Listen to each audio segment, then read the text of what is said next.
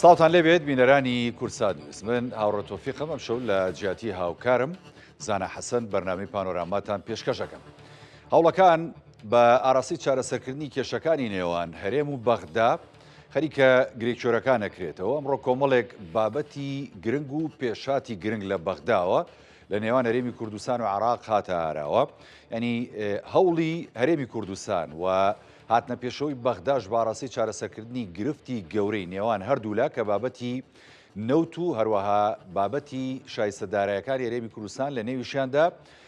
بابەتی داهاتی نانەوتی کە بەغدا داوای دەکرد و لە بەرامبەر ئەمانەدا کە هەمووانە زانین کێشەی موچەی موچەخۆرانی هەرێمی کوردستان بوو.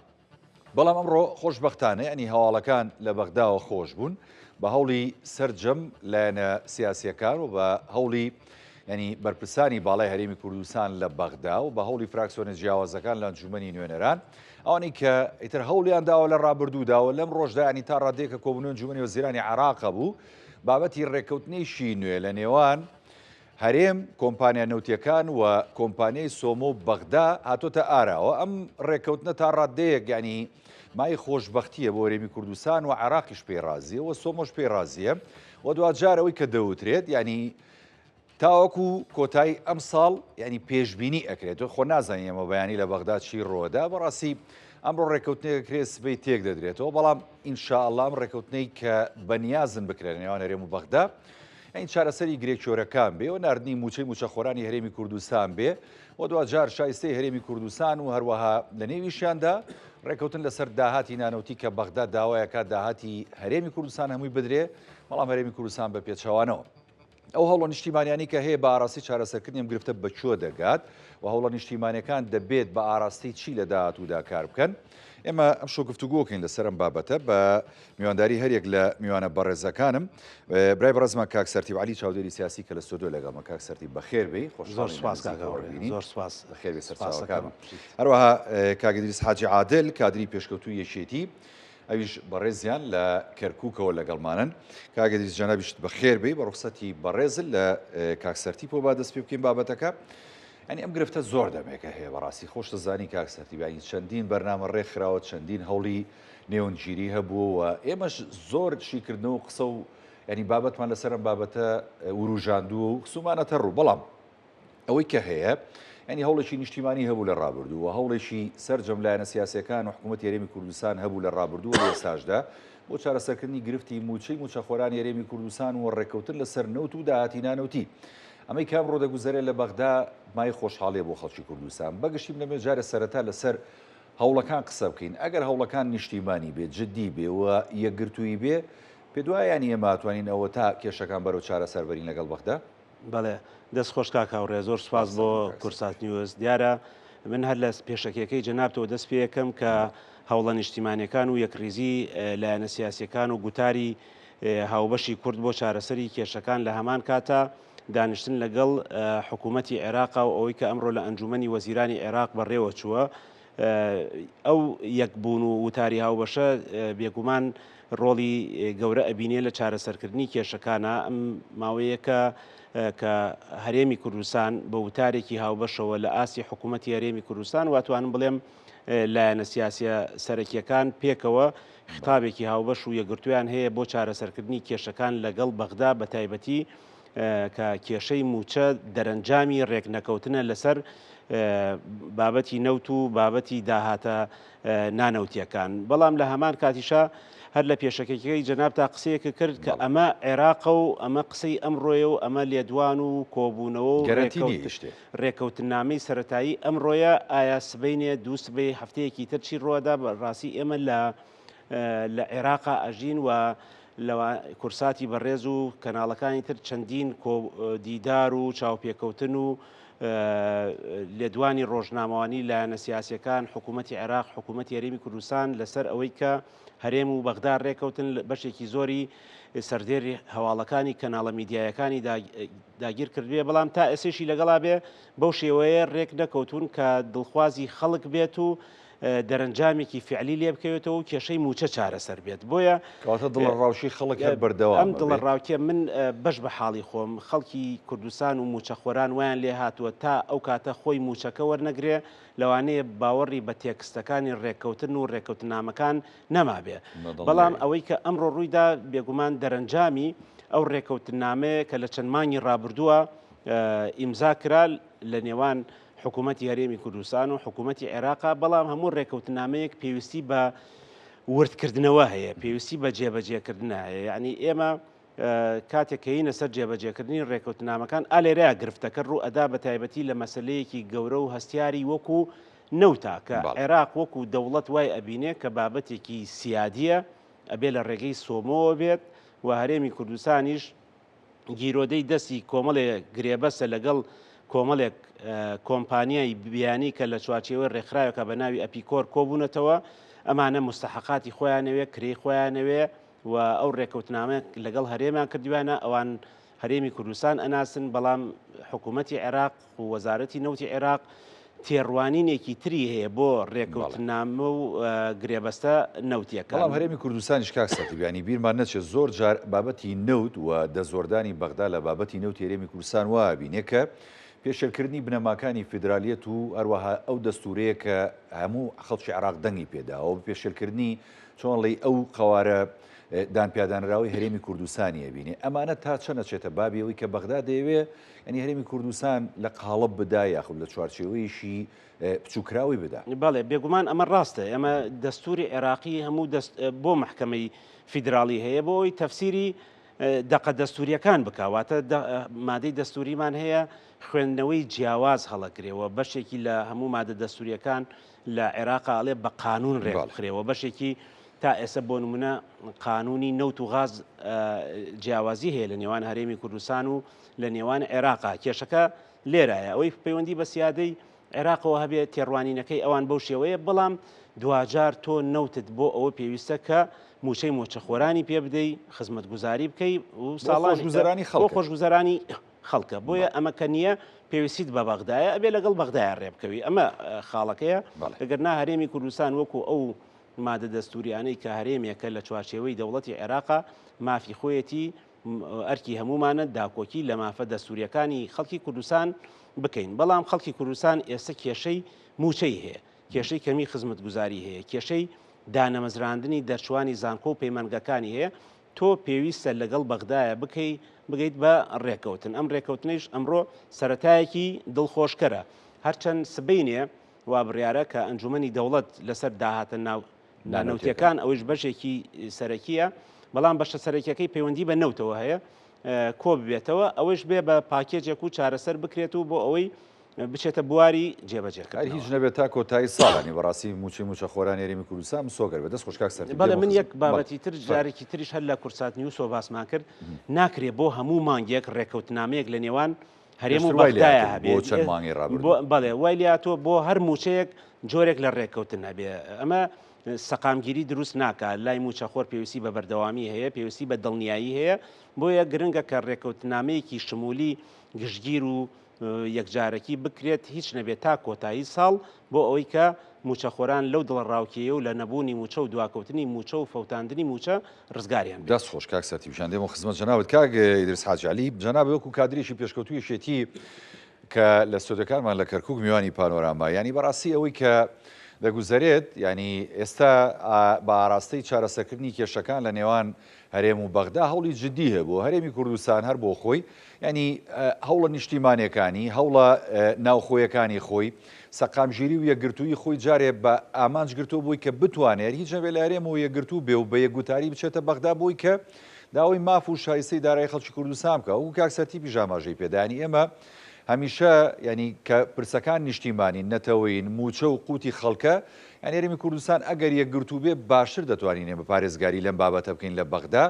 لە چوارچێوەی مافە دەستوریەکانی خۆمانە. ئەوەی کە ئێستا هەیە لە نێوان هەرێمی کوردستان و بەغدادا ئەتوانین بڵێن بە ئاڕاستی چارەسەرە. جەنابەت وەکو کادرێکیشی ئەم بابەتە چۆن دەبینی لە ئێستادا؟ سڵاو لە جەنابێت، سڵاو لە برای بەڕێزم کاک سەرتیب، سڵاو لە بینەرانی کەناڵی ئاسمانی کوردسات نوێز.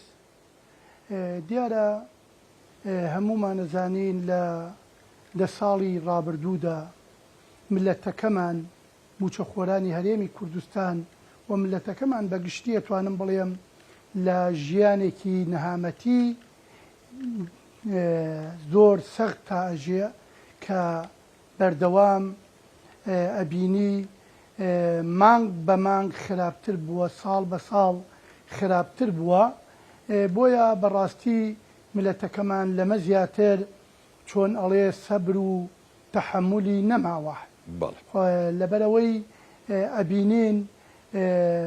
ژیان و گوزەرانی خەڵکەکەمان لە 10 ساڵی ڕابردوودا چۆن بووە، ئیستا خەڵک نازانێ موچەی مانگی چەنی وەرگردووە. ئەم نەهامەتیە بۆ ئەوە ئەگەڕێتەوە دیارە لە نێوان حکومەتی عێراق و حکومەتی هەرێمی کوردستاندا کە هەرێم و فدرالە ئەبینی لە ڕابردوودا سقا بڕوا لە نێوانیانە نەماوە. ئەگەر بێت و تەماشاکەی نێمە لە 2023ەوە کە ڕۆیشتین بۆ بەغا تا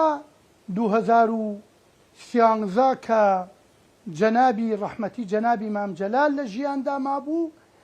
ئەبینین ئەو کاتا کورد یەکگرتوو بوو، یەکدەنگ بوو، یەک هەڵوێز بوو، یەک وەفد بوو. نەمان بینی، نامان ئەزانی موچە یعنی چی، موچە لە هەولێرەوە دێ یان لە بەغداوە دێ. کەسێ ڕۆژێ نەمانزانی ئەم موچەیە لەکوێوە دێ، میزانێ لەکوێوە دێ، سلفەی عقار لەکوێوە دێ، سلفەی زەواج لەکوێوە دێ. ئەوانە بۆ ئەوە ئەگەڕێتەوە کە ئەو کاتە کوردستان سەرکردەیەکی وەکو جەنابی مام جەلالی هەبوو لەگەڵ لاینە سیاسیەکانی دیکەی کوردستان، بە تایبەت یەکێتی و پارتی یەک هەڵوێست بوون لە بەغدا، یەک دەنگ بوون لە بەغدا، یەک فراکسیۆن بوون لە بەغدا. لە دوای نەخۆشکەوتنی مام جەلال و تێکچوونی وەزعی عێراق ئەبینی ڕۆژ لە دوای ڕۆژ لە ساڵی 2014ەوە کە 11 ساڵە ئەو ناسەقامگیرە ئەبینی ڕۆژ لە ڕۆژ خراپتر ئەبێ. ئەویش بۆ ئەوە ئەگەڕێتەوە کە بڕوا لە نێوان هەرێم و بەغدایە نەماوە. ئەگەر تەماشا بکەین ئێمە هەرێمی کوردستان هەرێمێکی فدرالین لەسەر ناوەندی بەغدا. چی یەکمانەگرێتەوە بە تاکید هەموو کەسێک، هەموو ملەتێک، هەموو من لەگەر بێت و لە جەنابت شتێ بکڕم بە تاکید ئێمە گرێبەستێ لە نێوانماندا هەیە، عەقدێ لە نێوانمانە هەیە. عەقدی نێوان هەرێمی کوردستان و بەغدای فدرال عێراقی فدرال ئێمە ئەو دەستورەیە کە لە 2005 دەنگمان پێیداوە. لە 2005 هەمومان شەزانین ئەو کاتە پێکهاتەی عارەبی سوننا بایکۆتی دەنگدانی کرد بە نەخێر بۆ دەستوری هەمیشەیی عێراق. بەڵام ئەو کاتە کورد و شیعە هەمومان دەنگمان بەم دەستورەدایەوە. ئەبینین لە ڕابردوودا هەم هەرێم وەکو پێویست دەستوری جێبەجێ نەکردووە، لە چەند ساڵی ڕابردووشدا ئەبینین بە تایبەت لە دوای ریفراندۆم و درهاوشتەکانی ریفراندۆم ڕۆژ لە ڕۆژ حکومەتی بەغدا زیاتر زەخت لە حکومەتی هەرێمی کوردستانەکە. ئەوەی لەم نێوان بەغدا و هەرێمیش بوونەتە قوربانی تەسحیەیان داوە، بێگومان ملەتەکەی خۆمانە، موچەخۆرانی خۆمانە، ملەتی کوردە لە هەرێمی کوردستان و ئەوانەش کە لە ناوچە جێی ناکۆکەکانن کە 180 زیاتر موچەخۆری هەرێمە. بۆیە حەق وایە هێزە سیاسیەکانی کوردستان بە تایبەت یەکێتی نیشتمانی کوردستان و پارتی دیموکراتی کوردستان و ئەوانەش وا لە دەسڵاتانین یاخود ئۆپۆزیسیۆنن یاخود هەر حزبێکی سیاسین بە یەک دەنگ، بە یەک بڕیار، بە یەک کۆبوونەوە بڕۆنە بەغدا بۆ ئەوە چارەسەری ڕیشەیی بۆ ئەم پرسە گرنگە بکەن کە پرسی بژێوی خەڵکە. هەمومان ئەزانین بە خۆمانیشەوە. من ئیستە موچەخۆری هەرێمم بڕوام پێ بکە نازانم موچەی مانگی چەنم وەرگردووە. باشە ئەگەر وازام 6مان وەرگرتووە وانێک کاک سەرتیب والله وازام شەشە نازانم کاگەری بڕوان پێ بکە ئەمە بڕوان پێ بکە نازانم چەندم وەرگردووە بۆیە ئێمە بە تایبەت ئەبێ لەم قۆناغا ئەمە تەنازولکردن بۆ بەغدا نییە ئەمە ئەگەر ئێمە وەکو حکومەتی هەرێمی کوردستان وەکو هێزە کوردستانیەکانی هەرێمی کوردستان ئەگەر لەم قۆناغش تەنازولێ بۆ بەغا بکرێ بە پێی ئەو دەستورە کە دەنگمان بۆی داوە تەنازول بۆ بەغدا نییە تەنازول بۆ ملەتەکەی خۆمانە لەبەر ئەوەی هەمومان ئەزانین ملەتەکەمان لە چی ڕۆژێکی سەختی دژواردا ئەژێ خۆ ئێمە ئەزانین لە دوای ڕاپەڕینە مەزنەکەی 1991 هەتاکو 2003 ئەو کاتە حکومەتی هەرێمی کوردستان سەر بە عێراقی فدرالیش نەبوو حکومەتێکی ساوا بوو بە هەندێ سەرچاوەی دارایی ناوخۆ ئەو کاتە بژێوی خۆی بەڕێوە ئەبرد بەس بڕوا بکەن ئەمە ئەگەر ڕاپرسیش بکرێ ئەو کاتە هێشتانە دروف و بژێوی خەڵکی کوردستان لە ئێستاکە زۆر باشتر بوو باشە باسی متمانەت کرد کاک ئیدریس بابەتی متمانە لە نێوان هەرێم و بەغدا زۆر جاریانی لەقە زۆر جار یعنی تاکو جەنابیش ئاماژەی پێدەی ینی نە بەغا متمانە بە هەرێمەکان هەرێمی کوردستانیش متمانە بە بەغاکە لە ئەنجامی ئەو هەموو ڕێککەوتنانش کە هەبووە لە ڕابردوودا و لە ئێستاژ یانیەوە تا ئێمە گفتوگۆکەمان بۆ ئاراسەیە گەر هەر ڕێککەوتنێکی نوێ بکرێ ئاخۆ بەیانی نازانین چی ڕووەدا ئەم متمانەیە هۆکاری نەمانەکەی پچڕانی ئەم پردی متمانەیە هۆکارەکەی چیە ینی بەغدایە فشار و گوشارەکات و دەستور جێبەجێ ناکات یاخود بۆ نمونە فشارە نێودەوڵەتیەکان و ئەو گۆڕانکاریە گەورانەیەکە لە ناوچەکە و لە عێراقی ژیانی هاتۆتە ئاراوە بەڕاستی برای بەڕێزم ئەگەر تەماشای متمانەی بەی نێوان کورد و حکومەتە یەک لە دوای یەکەکانی عێراق بکەی لە 100 ساڵی ڕابردووە یەک نەوع بووە یعنی وەکو ئێستاکە بووە هەر کاتێ حکومەتی عێراق دەسڵاتی بووە هێزی بووە کۆمەلگەی نێودەوڵەتی لەگەڵیا بووە ئەو کاتە کوردی چەوسانەتەوە لە بەرامبەریشە ئەگەر کورد هەر کاتێک داشی سوار بووە ئەو کاتە حیسابی بۆ حکومەتی ناوەند کە بەغدایە نەکردووە من ئەڵێم و هەموو کەسێکی چۆن ئەڵێ ئاشتی خواز و یاساخواز و دەستورخواز ئەڵێ من و عێراق هەرێمی کوردستان و عێراق دەستورێ لە نێوانمانە ئەو دەستورە لە نێوان کورد و شیعە نووسراوە لە نێوان کورد و شیعە دەنگی پێدراوە ئێستاکەش هەمومان ئەزانین لە بەغدا شیعە دەسڵاتە فەرموو بە ئەو دەستورە وەکو خۆی جێبەجێ بکەین ئێمە ڕۆیشتین قمارمان بە بژێوی و بە ژیانی هاوڵاتیانی خۆمانەوە کرد ڕۆیشتین بە ناوی ئابووری سربەخۆ و نەوتی سربەخۆ و کە کۆرانە ملەتەکەمان تووشی ئەم نەهامەتیە کردووە کە ئیمڕۆ برای بەڕێزم ملەتەکەمان لەمە زیاتر چۆن ئەڵێ بەڕاستی تەحملی نەماوە حەق وایە من ئەڵێم لە نێوان هەرێم و بەغدا هیچ متمانەیە نییە ئەمڕۆ متمانە هەبووە ئەڵێن گوایە هەواڵەکان دڵخۆشکەرە بەڵام هیچ شتێکی فەرمی بەو شێوە نییە خەڵک جەژنی پێ بکە موچە خۆرانی ئێمەش وەک برای بەڕێزم کاکسەرتی وتی بڕوان پێ بکە تاکو موچەکە وەرنەگرێ نەیناتە گرفانی ئەو موچەم بە موچەی خۆی نازانێت بۆیە حەق وایە سەرکردایەتی سیاسی کورد تەنازول بۆ ملەتەکەی خۆی بکە کە بڕوا لەگەڵ بەغایە ڕێکەوێ بە پێی ئەو دەستورە هەردوو لامان دەگمان پێیدا دەست خۆش کاگە دریس کاگە سەرتیبانی بابەتی ئەو متمانەیە بەڕاستی زۆر گرنگە خۆ یعنی ئەگەر متمانە نەبێت و ئەم وڵاتە ناڕاوەڕێ ئەگەر متمانە نەبێت دەرێمی کوردستان و بەغدا ناتوانن ینی بەردەوامی بدەن بە پەیوەندیەکانیان ئەو کات یعنی گوشار و فشاری بەغدا لە ڕێگا یاسایی و دەستوریەکانەوە بۆ سەر هەرێمی کوردستان بەڕاستی زیاترە بێ ئەوە باجەکەشی وەکو جەنابەت و کاگدریسی ژاماژیان پێداوە لای هەموو لاشمان معلومە ینی خەڵکی کوردستانەیدا کە ویش بابەتی نهاتنی موچەیە وەستاندنی بازارە وەستانی پرۆژە گرنگ و ژیارەکانە ینی کۆمەڵێک شت هەموو گرێدراوی ئەم بابەتی بودجە و موچەی موچەخۆران هەرێمی کوردستانە. ئەو متمانەی چی دەتوانێت دروستی کاتەوە مەسە بۆ نمونە سەرکردایەتە سیاسەکانی هەرێمی کوردستان یاخود هێزە سیاسەکان لە هەرێمی کوردستان و تا لە هەوڵەکانیان بەردەوامن. ئێمە ینی ژمارەیەکی زۆر لە سەرکردە و پەرلەمانتار و هەروەها ئاستی باڵای سەرۆکایەتەکانیش لە بەغدا کە هەن کوردن. ئەمانە تا چەند دەتوانن هاوکار و هەمانگ بن بۆی کە هیچ نەبێ متمانە لە نێوان هەرێم و بەغدا دروست بێتەوە و پەیوەندیەکانیش بەو شێوازەی ڕابردوو بێت کە هەموو خەڵکی هەرێمی کوردستان و عێراقیش بەڕاستی لێ سوودمەند بوون. سەرەتا جارێکی تر من سڵاوم هەیە بۆ هاوڕێی بەڕێزمان کاگی دریس لە کەرکووکەوە هیوای سەرکەوتنی بۆ خوازم. بەڕاستی کاک هاوڕێ ئەوەی کە پەیوەندی باسی متمانە ئەکرێ ئەمە پەیوەندی نێوان دوو هاوڕێ نیە، ئەمە پەیوەندی نێوان حکوومەتی هەرێمی کوردستان و حکوومەتی فیدراالیە.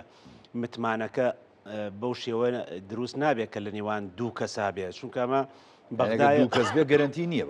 بەڕاستی ئەبێ قانون و دەستور جێبەجێ بکرێ وەکو خۆی ئەبێ قانون ڕێکی خا بەداخەوە عێراق دەوڵەتێکی بەو شێوە کە بڵێن دەستور وەکو خۆی جێبەجێ ئەکرێ قانونەکان وەکو خۆی جێبەجێ ئەکرێ زەمانی ژیانی هاوڵاتی کەرامەتی هاوڵاتی لە عێراق و لە کوردستان وەکو خۆی دەستەبەرکرێ ئەمە جێبەجێ نەکراوە. پەیوەندی بەوە نییە کە بڵێن ئێمە هەموو تەساورەکەم سەرکردایەتی سیاسی هەرێمی کوردستان و خەڵکیش سەرەتا جۆرێک لە خۆشببینی بە بەڕێز سوودانی و پیاوی چاکە و کەسێکی چاکە و سەرۆک وەزیرێنێکی چاکە بەڵام ئیشەکە بە من ناچێتە سەر ئیشەکە بەوە جێبەجێ کە قانونەکە دەستورەکە ئەو ڕێکەوتنامانەی هەیە جێبەجێ بکرێ. یعنی ئێمە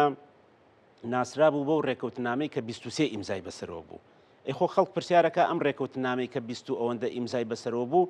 چی لێ هات؟ جێبەجێ نەکرا. یعنی موچەخۆر ڕێکەوتنامەی بۆ چییە 23 ئیمزای بەسەرەوە بێت و موچەکەیش وەرنەگرێ مانگی پێشوو ڕێکەوتنامەیەک ئەوە ئەمڕۆ لێک تێگەیشتنێک بەیانی ئەو ڕەشنووسەی کە ئەمڕۆ حازر کراوە نێراوە بۆ حکوومەتی هەرێمی کوردستان و سبەینێ ئەنجومەنی وەزیران پەسەندی بکات و بینێرێتەوە بۆ بەغدا و دواتر ئەنجومەنی دەوڵەت لەسەر داهاتن نەوتیەکان کۆ ئەبێتەوە و ڕەئی خۆی بدات بە حکوومەتی عێراقی و دوای ئەوە ئایا جێبەجێ ئەکرێ یا جێبەجێ ناکرێت. دوایمە بە فیڕۆیانی کات بێ کاکسەتیوانی بەڕاستی چونکە ئێمە بەشێک جاری وا هەیە ئەم بابەتە بە بابەتی عاتفی و سیقە لە نێوان ئەم وەزیر و ئەو وەزیرە نییە. پەیوەندی بە چارەنووسی سەدان هەزار نزیکەی 1 ملیۆن موچەخۆر و سوودمەندی کۆمەڵایەتی و خانەنشین و هەموو ئەو سێکتەرە جیاوازەکانەوە هەیە. بەڕاستی پەیوەندی بەوە هەیە عێراق دەوڵەتێکی تەواو دەستوری و قانونی نییە. ئێمە محکەمەی فیدراالی باس لەوە ئەکا لە بڕیارەکەیە کە نابێت ژیانی موچەخۆران ببەسرێتەوە بە ململانە سیاسیەکانەوە. بەڵام بە بۆچوونی ئێمە چاودێرانی سیاسی و خەڵکی شوای ئەبینێ کە ئەمە قوربانی ململانی سیاسی و جۆرێک لە ململانەیە لە نێوان بەغدا و هەرێمە کێشمی سیاسی وای کردووە کە بەڕاستی هەرێمی کوردستان و بەغدا بگەنم قۆناغا کاریگەری هەیە و سەرڕای ئەمانە ئومێدەکەمان ئەوەیە کە سبەینێ و دوو سبەی ئەم ڕێکەوتنامە و ڕەشنووسەی کە حازر کراوە پەسەند بکرێت و زوو بچێتە بواری جێبەجێکردنەوە. وەک من جارێکی تر ئەڵێمەوە خەڵک موچەی ئەوێ موچەخۆر موچەی ئەوێ نەک ڕێکەوتنامەی جۆرا و جۆر و هەموو ڕۆژێک سەردێڕی هەواڵەکان و ئەوە ئەمڕۆ حکوومەتی عێراق و حکوومەتی هەرێم لەسەر ڕەشنووسێکی نوێ لە نێوانیانە ڕێکەوتن. ڕێکەوتنامەکان ئەبێت لە خزمەتی موچەخۆران ئەبێت نەک لە خزمەتی کۆمپانیەکانە. بەڕاستی ئەمە لەوانەیە بەشێکیشی باجی ئەو گرێبەستانەی ساڵانی ڕابردوو بێت کە لە نێوان هەرێم و کۆمپانیەکانە کرابێت لە زروفێکی دیاریکراوە بە ناوی ئابووری سربەخۆوە ئەمە دەرەنجامەکەیەتی. بەڵام بە نەتیجە لە سەرەتایشە باست کرد حکوومەتی هەرێمی کوردستان وای ئەبینێ ئەمە جۆرێک بێت لە پێشێرکردنی سیادەی هەرێم و پێشێرکاری مادە دەستوریەکان و سەروەری هەرێم و ئیستیحقاقی هەرێم لە دەستورە پارێزراو نەبێت و بۆیە هەرێم مافی خۆیەتی نەوت لە ڕێگەی خۆیەوە هەناردە بکە تۆ نەوتت بۆ خەڵکە بۆ موچەیە لە ڕێگەی بەغداوە بیفرۆشی لە ڕێگەی سۆمەوە قازانجی زیاترە دەستەبەری موچەکەی خەڵک بکە و لەوانەیە ئەمەش ڕێگایەک بێ تاقی بکەیتەوە دەرەنجامیش ئایا حکوومەتی عێراق تا چەند پابندە بێ بەو ڕێکەوتن نامانەوە بەڕاستی بەڵام تۆ بەرپرسی بەرامبەر بە ژیانی خەڵک بەرامبەر بە موچەخۆرەکانت پێویستیت بەوە هەیە کە ڕێبکەوی بۆ ئەوەی کە موچەخۆرەکانت لە کاتی خۆیان وەکو کاگیدریس و سەرجەم خەڵکی شەڵێ خەڵک نازانێ موچەکە هی گرنگەوەیڵێ موچەیەکم وەرگرتووە کە ئێمە وایە بینین موچە هی ئەو ڕۆژەیەکە واقعی بین 6 موچە ماوە کە خەڵکی هەرێمی کوردستان و موچەخۆران هەرێمی کوردستان لە بەغداوە بۆیان بێ ینی ئەم 6 موچەی تر بزانین ئای ئینشاڵڵا لە چوارچێوەی ئەم ڕێکەوتنە تازەیە یاخود ئەم لێک تێگەیشتنە تازەیە ینی ئەنێرێت یاخود ناوە جەناویشتەڵیت ینی باسی بەڕاستی تیمی کوردیش لە بەغدا پێویستە پێداگری زیاتر بکەن بێگومان هەڵوێستی زیاتر بنوێنن بەڵام ئەوانەی کە لە بەغدان و نوێنەرایەتی خەڵکی کوردستانی شەکەن ئەوانش دیوێکی تری کێشەکە باسەکەن کە ئەڵێن ئێمە کە قسە ئەەکەین ئەچینە ناو ڕێکەوت نامەکانەوە جاری وایە لەوانەیە لە مەسلەی نەوتا بە پێی پێویست هەرێمیش نەهات بێتە پێشەوە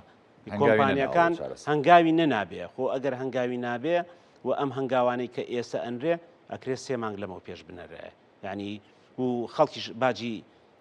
ڕێک نەکەوتنی هەرێم و بەغدای نەدایە ئەگەر سبینێ حکوومەتی هەرێم و بەغدا ڕێ ئەکەون ئەی بۆ 2 مانگ لەمەوە پێش ڕێک نەکەوتن بۆ سەرەتای ساڵ ڕێک نەکەوتن ئایا هەر هەمان بابەتی هەمان نەوت نییە هەمان یان هەر بۆ لە دوای بڕیارەکەی دادگای باڵای فیدرالی دوای بڕیارەکەی دادگای فیدرالی ڕێکەوتن نایە بۆ خەڵک 3 مانگ 6 مانگ موچەی دوا بکەوێ نادیار بێ و هەز بە نائارامی ناسەقامگیری دنیای کێشەی کۆمەڵایەتی ئابووری قەیرانی کەمبازاڕی لێ ئەکەوێتەوە و ئێستا دوای چەند مانگێک دیتەوە تۆ ڕێکەوتنامە ئەمە تەبان بۆ هەردوو لە ڕاستە بۆ بەغدایش ڕاستە بۆ هەرێمیش ڕاستە بەڵام دوجار موچەخۆران و خەڵکی کوردستان لێرەیە قوربانیە دەست خۆش کاک سەرتیب کاک ئیدریس بابەتی ینی ئێمە وەکو کاکسەرتی پیژامە ژێپەیە خۆ تۆ لە هەرێمی کوردستان ئەگەر هەوڵەکان بۆ ئاراستەیە بێت ینی کۆکەرەوەی نێوماڵی کورد و هەموو لایەنە سیاسیەکان و هەموو هەوڵە نیشتیمانیەکان و ئەوانەی کە دڵسۆزن بۆ چارەسەرکردنی کێشەکان و لەسەر موشانەوە هێزە سیاسیەکان ئەمانە تەڵەن یەک دنیا بۆ نمونە پەرلەمانتار و ئەروەها وەزیر و پلەی باڵای ینی لێپرسراوانی حکوومەتی عێراقی کوردن ئەم پاڵپشتی کە ئەگەر لە هەرێمی کوردستانەوە هەبێ بۆ ئەوەی کە ئەوانیش ینی بابەتی ڕێکەوتن و چارەسەری کێشەکان بە هەنگاوێکی خێراتر ینی بڕۆنە پێشەوە و ئەوانیش پشتیوان بنچکە بەڕاستی ئەوان لە واقعی حاڵن لە ناو ئەنجومەنی وەزیرانی عێراقن لە ناو ئەنجومەنی نوێنەرانی عێراقن لە ناو دادگا باڵاکانی فیدرالی و هەروە ئەنجومەنی دەوڵەتن لە هەموو سێکتەرە گرنگەکانی عێراقا هەن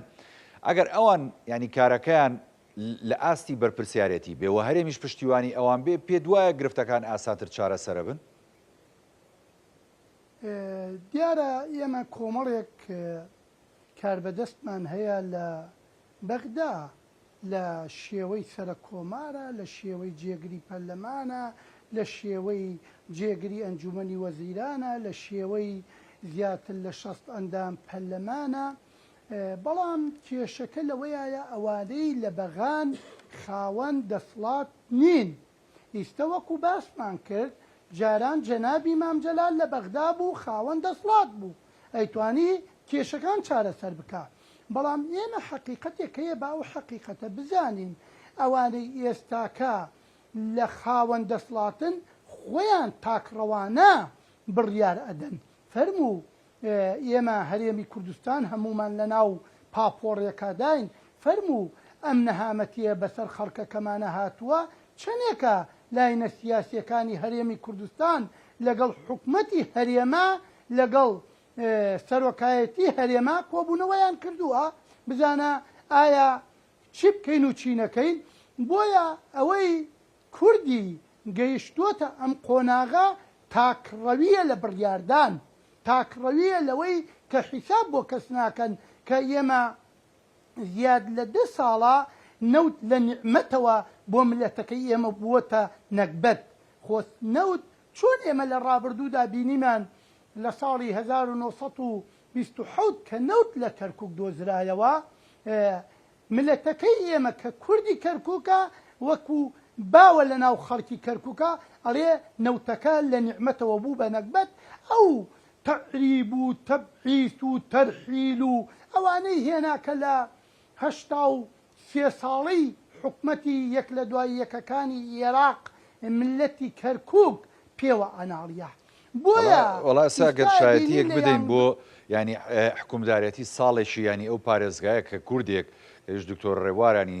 پارێزگارە بەڕاستی ئەتوانین بڵین جەنابیشت لەوە چه شایەتی بێ وەکو کەرکووشیەک ینی شتەکان بە ئاراسێکی زۆر باشە ڕوا کەرکوو گاوەدانێکی باشی بەخۆوە بینیوە ینی خزمەتێکی باشێ بەبێت جیاوازی لە هەموو گەڕەکەکان کورد بێت تورکمان بێ عەرەب بێت ینی دەستدرێژیکردن و ئەروە کۆمەڵێک بابەت کە هەبوو بابەتی نەتەوایەتی ئەمانەش تا ڕادەیەک کاڵ بۆتەوە و کەم بۆتەوە دیارە مێمە من و هەم برای بەڕێزم کاک سەرتیب و جەنابتیش باسی متمانەمان کرد متمانە لە هەموو شتێک گرنگترە ئەوەی کە جەنابی سەرۆک پاڤە و پێش ئەوەی کە ئیدارەی نوێی کەرکووک دروست بکرێ ئەو باس ئەم سیاسەتەی کرد کە ئێستا کاک ڕێبوارتەها پێڕەویەکە وتی ئەبێ ئێمە متمانە لە نێوان پێکهاتەکانی کەرکووک دروست بکەین بگەڕێنینەوە هەمومان نەزانین ئێمە لە 20 ساڵی ڕابردوودا تاکو و یانزەی ئابی 2024 متمانە لە نێوان پێکهاتەکانی کەرکووکان نەبوو وە لە ڕابردوویشا کە من باسم کرد لە 27ەوە ئەو نیعمەتە بووە نەکبەت هەمان شت بوو بەڵام ئێمە باس پارێزگای کەرکووکەکەین ئەمە ئێستاکە بتەوێ نەتەوێ لە خانێ قوڕەکان لە گەڕەکە بێتاپۆکان ئەوانەی وا دەیان ساڵە فەرامۆشکرابن ئێستاکە شۆڕشێکی خزمەتگوزاری گەورە پرۆژە ئەگەر بێیتە لە سلێمانیەوە بێی بۆ کەرکووک لە هەولێرەوە بێی بۆ کەرکووک دیارە بە چاو ئەبینریەیتر دۆستی نەیاری شتەکە بە چاو ئەبینرێ بەڵام من باس ئەو متمانەیە ئەەکەم کە لە نێوان حکومەتی هەرێم و حکومەتی ناوەندا دروست نەبووە تاکو ئێستایش نییە لەلایەن هەردوو لاوە کە ئەو متمانەیە دروست بیە مادام ئەو متمانەیە دروست نەبووە ئێمە هەمومان بە پەلە و مژدە و کۆبوونەوە و ئەمە دەیان ساڵە ملەتەکەمان مێشکی پڕ بووە لەم مژدەیە کە ئەڵێن سبەی موچە دێ و دوو سبەی مژدە دێ و خشتەی موچە هاتوو ئەمە هاتوو ئەوە هاتوو باشە کاگەدی زای من ئەمێ پرسیارێکم لەسەر بابەتی ئەو دروست نەبوونی متمانەیە کە متمانە نییە ئێمەی کورد بۆچی لە بەغداین یاخود ئێمەی کورد بۆچی بەرپرسەکانمان لە بەغدایە خود بۆچیەوە تا بەشداری هەڵبژاردنێک لە دۆیەکەکانی عێراق دەکەین خۆ تا هەڵبژاردنێکمان لە ڕێیەکە یانزە هەڵبژاردننی ینی پەرلەمانی عێراقە ئێخۆ ئێمەوە تا بەتاسەوە بەشداری ئەم بابەتان ناکەین بەڵام لە لایەشی دیکە شۆبینی متمانەکە و جەناب داماژەی پێدەی بەو شێوازەیە چێ هۆکارەوە چێ ئەتوانێت متمانەکە ڕاستکاتەوە تاوان هەردوو حکوومەت دەبێ ئەم کارە بکەن دیارە من لە سەرەتاوە ئاماژەم پێی کرد ئێمە هەتاکو ئەو دەستورەوە دەنگمان پێ نەداوە وا دەنگمان پێداوە حەکەم نەوێ لە بینمانە هەمومان بەو دەستورە عیشکەین متمانە ناگەڕێتەوە هەمومانیش چاکە زانین کە ئەو بەغدایە ئێستاکە پایتەختی من و تۆیە بەغدایەکە تاکو ئێستاکە لە سەر پای خۆی نەوەستاوە بەغدایەکە تاکو ئێستاکە هێزی چەکدار حکومیەکە بەغدایەکە سەرۆک وەزیرانی بەغدایش وەکو من و تۆ بڕیاری بەدەست نییە بەغدایەکە ئەبێ بڕیارەکان لە ناو خانیە چوارچێوە تاریکەکانە بدرێ و محەمەد شیع سوودانی جێبەجێ بکە خۆ وەکو باسمان کردو ئێمە لە سەرەتای دروستبوون کابینەکەی محەممەد شیع سوودانیدا ئێمە وەکو ئیدارەی دەوڵات ئێمە و برادەرانی پارتی و چوارچێوەی هەمەهەنگی بەشدار بووین ئێمە لەو حکومەتە خۆ ئێمە چەند خاڵێک و چەند ڕێککەوتنێک و چەند بەرنمەیەک هەبوو لەوانە کە بژێوی خەڵک تێکەڵ بە کێشە سیاسیەکان نەکرێ خۆی ئێمە ئەوەتانی بەس باسی بژێوی خەڵک و موچاکەین بۆ ئێمە لەگەڵ حکومەتی ناوەندا وەکو کورد بەس ئەوەمان هەیە نەخێر ئێمە دەیان کێشەی معلقمان هەیە لەگەڵ بەخایە کە ئەبوایە لە 15 ساڵی ڕابردوودا لە 20 ساڵی ڕابردوودا چارەسەر بکرایە یاخۆ جێبەجێ بکرایە ئێمە گەورەترین شۆڕشی کورد بۆ ناوچە جێناکۆکانە ئێمە خۆ بە پێی ئەو دەستورە کە دەنگمان پێی داوە و ئەوانش لەگەڵمانە دەنگی پێداوە مادەی 140 دەستورە بە پێی مادەی 140 دەستور ئەو سێ قۆناغا خۆ ئەبێت لە سیویەکی 2007 هەر سێ قۆناغەکەی مادەی 140 جێبەجێ بێ ئێستاکە چەند ساڵ بە سەر ئەو بروارەیە ڕۆیشتووە خۆ ئەبێ نەوت و غاز ئەو پرۆژەیە جێبەجێ بکرایە بەڵکو ئەوان بەردەوام ئێستاکە حکومەتی عێراق لەبەرەوەی ئێمە لە زەعیفین و ئەوان لە بەهێزن ئەوان هجوومەکەن برای بەڕێزم ئێمە جاری وا هەیە لە زانکۆی کەرکووکە ڕۆژی ئیمتیحانەکە بڕیارێ لە وەزیری تەعلیمی عالیوە تێ ئەڵێ وەڵام نابێ کورد بە کوردی جواب وەڵام بداتەوە یە برای بەڕێزم ئەو لە باش بۆ کێشەش هەل بوو یانیەوە توانیان بە کوردی جواب بنەوە لە ئیمتیحان ئەزانێ چی بڕوان پێ بکە ئەو کێشانە هەمووی موسەکەنە هیچی چارەسەر نیە دەی خۆی هەموو چارەسەرەکان لە عێراقا کاتیە یانی ئەم خۆ ئێمە قسەکەمان لەسەرەوەی بەڕاستی وایە ناکاگە من پێت ئەڵێم بڕوان پێ بکە وەکیل وەزیرێکە هەیە بڕیارێ دەرەکە شەو ئەڵێ فڵان شت وا بێ برای بەڕێزم ئیستا ئێمە لە ناوچە جێناکۆکەکانین لە ناوچە جێناکۆکەکان خۆ بە پێی ئەو دەستورە دەنگمان پێی داوە خۆ ئەبێ ناوچەی جێناکۆک لە نێوان هەرێم و لە نێوان بەختایە بەڕێوە بەرێ لە نێوان خۆ ئیستا هێزی پێشمەرگەی کوردستانیش یەکێکە لەوانەی کە سەر بە منظومەی ئەمنی عێراقا بەڵام تۆ ئەبینی لە خانەقینەوە بۆ دەشتینەوە بە تایبەت کەرکووک ئێمە ئێستاکەیش بە شۆڤینی حکممان نەکرێ ئێمەش ئێستاکە کە من لەگەڵ تووا قساکەم احتمالە ئیستا من بڕۆمەوە بۆ هەفتەغار کە خۆم خەڵکی گوندی حوتەغارم سەیتەرەکە نەیەلێ بڕۆمەوە ئەم شەو بۆ لەبەرەوەی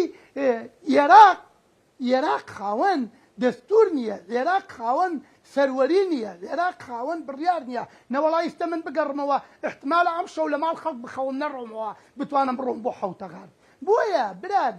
برای بەڕێزم سەرکردایەتی سیاسی کورد ئەبێ لەسەر ئاستی باڵا لە چەندین ساڵی ڕابردوودا سەردانی بەغدای بکردایە ئەم کێشانە وا دەیان ساڵە ملەتەکەمان بەگشتی ناوچە جێناکۆکات کان بە تایبەتی بەڕێ لە ناویە ئەژێن ئەبوایە چارەسەر بکرایە من و تۆ و کاکسەرتی پیش نازانین ئەو وەفدەوە ئیستە لە بەغدایە کێیە کام وەفد ڕۆیشتووە ئەمە ئەبێ لەسەر ئاستی باڵا من لە بیرمە کاقوباس جاری وا بووە خۆی ڕۆیشتووە هەتا بەرەبەیان خۆی لە کۆبوونەوەیە بووە سەرۆک پاڤڵ ڕۆیشتووە دەرگا بە دەرگا کوتایەتی بۆ ئەوە کێشەکان و گرێکۆرەکان بکاتەوە بەڵام ئیستا کێ لە بەغدایە بۆ ئەوە سبەی ڕێککەوتن بکە بۆیە ملەتەکەی ئێمە بڕوای بەم ڕێککەوتنانە نەماوە وەڵی باسمان کرد من هەتا موچەکە وەرنەگرم بڕوان پێ بکە جەژنی پێ ناکەم دەستخۆش وڵی ئەو متمانێت زۆر مشکلەیە ینی هەموو کەسیش حەقی خۆیەتی فعلەن کە ئاو متمانە و ڕازگۆیی لە بەرامبەر هەم حکوومەتی بەغدا ئەمەرێمی ژنیە چکەوەکو جەناب دەڵێ ینی هەوڵەکان تاکە کەسی ئەوانەی کە دەچنە بەغدا لە ڕابردوو بەڵام ینی خۆزگە هەموو هەوڵەکان نیشتیمانی بووە بە ئاراستی چارەسەرکردنی کێشەکان پاڵپشتیشی گەورە بووە دەستخۆش پرسیاری کۆتایی لە کاکسەرتی بکەین کاکسەرتی بەین بابەتی ڕێکەوتنی کۆنکرێتی هەمیشە باز دەکرێت لەگەڵ بەغدایە خۆم ڕێکەوتنانە هەمووی کێکراوە بەحساب بە ڕێکەوتنی کۆنکرێتی بوون ڕێکەوتنی باڵا بوون هەمووی نووسراو بوون هەمووی ئیمزاکراو بوون بەڵام بۆ تا هیچی پابند نەبوون بەڵام پێ دوایانی ئێمەی کورد بۆ داواکردنی مافەکانمان هەمیشە دەبێ ینی لە دەرگای بەغدا بدەین هەمیشە دەبێت ئێمە داوایان لێ بکەین مافمان بدەنی یاخود نەخێرە مافە دەبێت چۆن بدرێ خۆتۆ بە دەستور جێکراوەتەوە کاتێک کە بەشداری هەر پرۆسەیەکی سیاسی و هەڵبژاردنێکی دیموکراسیەکەین لە عێراقدا ئێمە دەبێت پێشوەختە لەگەڵ بەغدا ڕێبکەوین یاخود نەخێر دوای پرۆسەکە و دوای هەڵبژاردنەکان ئێمە ڕێبکەوین بەڕاستی گرفتەکان لەکوێدایە بەڕێ دەوڵەتی عێراق ئێستێشی لەگەڵا بێتۆ لە ماوەی ڕابردووە ئەدبینی زۆر جار لە ناو جەرگەی بەغدایە بێ ئەوەی دەوڵەتی عێراق حکوومەتی بەغدا کێشەی هەبێ یا دوژمنایەتی هەبێت لەگەڵ وڵاتێکی وەکو ئەمریکا سەفارەتخانەکان بەر کاتێشا و ساروخ و هاوەن و ئەوانە ئەدا ینی کۆمەڵێ هێزی نادەوڵەتی کارکتەری نادەوڵەتی شەن لە عێراقا نەفوزیان هەیە هێزی چەکداریان هەیە لە تەنانەت پەرلەمانتاریان هەیە و ئەمانە بە ئاراستەیەکە ئیشەکەن و سەرێشە بۆ دەوڵەتی عێراق دروستەکەن و ماوەی ڕابردوو جۆرێک لە دنەدانیش تەنانەت وەکو بۆ دژی دەوڵەتێکی وەکو کۆیتیشە بوو یا پەلاماری دراوسەکان ئەدەن لێرەوە هێرشی درۆنی ئەکەنە سەر شوێنیانێکی تر بێ ئەوەی دەوڵەتی عێراق ئاگای لێبێ یا بۆ نمونە شەڕی ڕاگەاند بێ بەرامبەر بە ئەو دەوڵەتە یا ئەو شوێنە ئەمانە بۆ سەر هەرێمی کوردستانی بۆ سەر هەرێمی کوردستان و وڵاتی تریش یعنی ئەوانە کاریگەریشیان هەیە و عێراق کە بەرەو هەڵبژارنەکانی شتێ جۆرێک لە مزایەداتی سیاسی دەست پێ ئەکا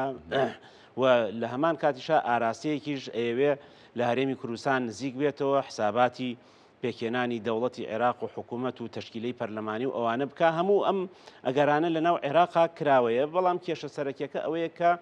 بەڕاستی عێراق بە شێوەیەکی سەرەکی پابەندی دەستور و یاساکان نەبووە و نابێ ئەکەوێتەوە سەر هێزی هەرێمەکە بەڕاستی پەیوەندیەکانی هەرێمەکە و ئێمە بیرمان نەچێت جیلێکی سیاسی لە عێراقا دروست بووە لەوانەیە ئێمە ساڵانێکی زۆر پەیوەندیەکانی سەرۆکما ئەمجەلال و ئەو جیلە سیاسی یەکەمی عێراق کە کاربەدەست بوون لە عێراقا ساڵانێک پێکەوە لە ئۆپۆزیسیۆن کاریان کردووە لە مؤتەمەرەکانی لەندەن و بەیروت و وڵاتانی دنیا و پێکەوە بوون لە شاخ بۆ نمونە پێکەوە بوون هاوخەباتی هەبووە ئەوانە ئەتوانی بڵێ جۆرێک لە متمانە و کاریگەرێتی و جێبەجێکردنی ڕێکەوتن نامەکان ئەگەرێکی تیابووەوە ئەو کاتە بەڕاستی خەڵکی کوردستان شایەتێدا کە لە بوون و حزوری جەنابی مام جەلالە ئەم کێشانە نەبوو و جۆرێک حکومڕانی تریش لە عێراقا بوو بەڵام ڕۆژ بە ڕۆژ لەوانەیە لە ناو بەغدا و لە ناو بەتایبەتی پارێزگاکانی ترا بەشێک خەڵکێک دروستە بێ بە خیتابێکی شۆڤێنی بە دژایەتیکردنی هەرێمی کوردستان دەنگ بۆ خۆی کۆبکاتەوە ئاڵۆزیەکانی ناوچەکەش کاریگەر بێ بۆ سەرچوونی ئەم ئەمە بەکو بابەتی ناوخۆی بابەتە ناوچەی و جیهانیەکانیش ئێستا یعنی چەندین شەڕ لە ئاسی جیهانە هەیە ناوچەکە شەڕیتایە وڵاتەکانی تەر گیرۆدەی چەندین قەیران بوون و خەڵک وای ئەبینێ و چاودۆرانی سیاسی ناوچەکە لە بەردەم داڕشتنەوەیەکی ترایە نەک وەکو گۆڕانکاری با بڵێن لە سنووری دەوڵەتەکانە وەکو جێبەجێکردنی ئەو سیاسەتانەی کە هەیەە تۆ ئەبینی شەڕی جۆراوجۆر شەڕی بچووک هەیە لە نێوان چەندین گروپا لە ناوچەکانە دەوڵەتەکان ناسەقامگیرن پەیوەندی نێوان وڵاتان بەپی بەتایبەتی لە ڕۆژهەڵاتی ناوینە هەمووی دووچاری کێشە بووە وڵاتێکی وەکو قەتەر کە خۆی ڕۆڵی هەبوو لە نزیکردنەوەی چەندین وڵات و لایەنی سیاسی و چارەسەرین کێشە و خۆی ئێستا پریشکی ئەو شەڕەی بەرکەوتووە وڵاتی تر بەری کەوتووە ناوچەکە بەری کەوتووە بۆیە هەموو ئەمانش کاریگەری هەیە لەسەر پرۆسەی سیاسی لە عێراقا لەبەرەوەی عێراق دەوڵەتێکی خاوەن سیادەی تەواو نییە کاریگەری هەرێمایەتی نێودەوڵەتی لەسرە و لە هەمان کاتیشا جێبەجێکردنی یاسا و دەستور و مؤسساتی عێراقی بە تەواوی نەکەوتوتە سەر سکەی خۆی کە تۆ تا ئەوەی کە تۆ دەوڵەت و بەغدا وەکو پایتەختێک بێ بۆ هەمووان ئەگەرنا بدەیت لە دەرگای بەغدا ئاساییە بۆ هەرێمی کوردستان چونکە تۆ نوێنەرت هەیە لەوێ سەرۆکۆمار هەیە وەزیرت هەیە پەرلەمانتارت هەیە بۆیە بەغدا ئەبێ ببێتە شوێنێک بۆ چارەسەرکردنی کێشەکان نەک بەشێک بێ لە خوڵقاندنی کێشەکان هەموو ئەمانە بەلایەک بەڵام ئەوەی کە زۆر زۆر گرنگە حکوومەتی هەرێمی کوردستان هەنگاوی بەپەلە بنێ بۆ ڕێکەوتن لەگەڵ بەغدایە بۆ ئەوەی موچەخۆران لەم قۆناغەیە کێشەکانیان چارەسەر بێ هیچ نەبێ موچە لە کاتی خۆیان بێ کە ئەڵین موچە لە کاتی خۆیایە چەندین کێشەی تر چارەسەرە بێ بازار بژانەوەی تێەکەوێ هاوڵاتیان ئەکەوتنەوە سەر کاری خۆیان ئێمە ئومێ دەکەین کە سبەینی ئەنجومەنی وەزیرانی هەرێمی کوردستان کۆبوونەوەیان هەیە و ئەنجومەنی دەوڵەت لە بەغدا کۆبوونەوەی هەیە لە ئاستی ئەم قۆناغە و بەرپرسیارەتی و هەستیاری قۆناغەکە تێبگەن و بڕیارێکی دروست بدرێ و ئومێد ئەەکەین ئەم ڕێکەوتنامەش وەکو ڕێکەوتنامەکانی تر لێ نەیە کە جێبەجێ نەکرێ و عیبرەت لە ئەوایە کە ڕێکەوتنامەکە جێبەجێ بکرێ و موچەخۆرانی هەرێمی کوردستان لە کاتی خۆیان بگات چونکە هاوڵاتی تا موچەکە وەرنەگرێت و وەکو هاوڵاتیانی شاری سلێمانی ئەڵێن تا نێژمێرێ باوەڕی بە هیچ ڕێکەوتنامەیەک نەبووە. ژمارنەکەش خەڵ لە ساڵە با لە گیرفانمە بێنجا سیکەی پێەکە بەڵێ ڕاست. وڵاتە بە هیوان ینی کێشەکان بەرەو چارەسەر بڕە بەڕاستی ینی مینەتی قورسمان بینی و کارەساتی قورسمان بینی ناڕاحەتی و ناخۆشی زۆرمان بینی بەهۆی بێموچەی و دواکەوتنی موچە و ئازار و کۆژانی یەک دنیا خەڵکمان بینی نەخۆش پیر پەکەوتە بەڕاستی هەی مناڵی ساوە هیواداریم کێشانە بەرەو ئاڕاستی چارەسەر ڕوانەوە هەرێم و بەغدا سوپاس بۆ کاک سەرتی و عەلی چاودێری سیاسی کە لە ستۆدیۆ لە بەرنامەی پانۆراما میوانمان بووی زۆر سوپاس دەکەم هەروەها برای بەڕێزمان کاک ئیدریس حاجی عادل کە کادری پێشکەوتوویشێتی لە ستۆدیۆکانمان لە شاری کەرکووک میوانی پانۆراما بوو زۆر سوپاس دەکەم بەڵێ بینەرانی بەڕێز ئەڵقێم شەوی پانۆراماتان پێشکەش کرایەوە ساغ و سەلامەت و تەندروست باش بن خواتان لەگەڵ